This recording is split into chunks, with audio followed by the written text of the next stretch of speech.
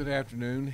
Here it is Tuesday, the 15th of January, and markets have just closed. A negative day for agricultural markets, led probably most by the soybean market. We've been down now probably 38 cents over the last week and a half in soybeans, which is a little confusing considering everything that's in front of us, weather in South America. All are actually somewhat supportive. So with lack of any other reason, you'd have to say soybeans are going through some liquidation.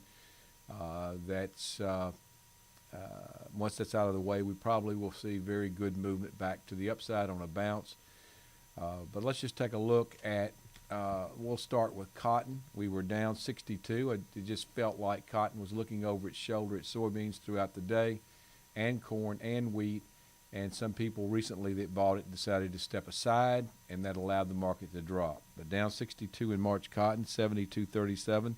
The low was 72.25. The high was 73.46. March soybeans down 10.5, 8.93. A high of 9.08.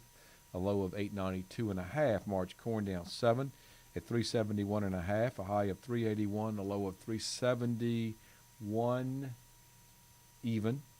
March wheat down 3.5 at 510 3/4, a high of 518 1/4, a low of 508. Looking at the outside markets, and I don't know if you can see it, the Brexit debate has just happened in Parliament. They're voting. It's going to be defeated, and it's just a matter of by how much.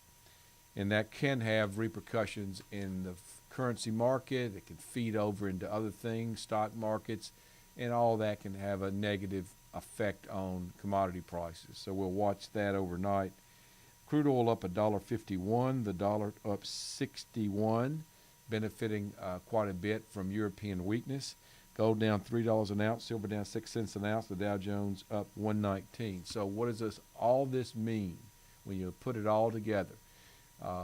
We are still looking for a market that on these negative moves in agricultural markets, whether it's grain or cotton, we'll find support and see these markets starting to move back higher. When we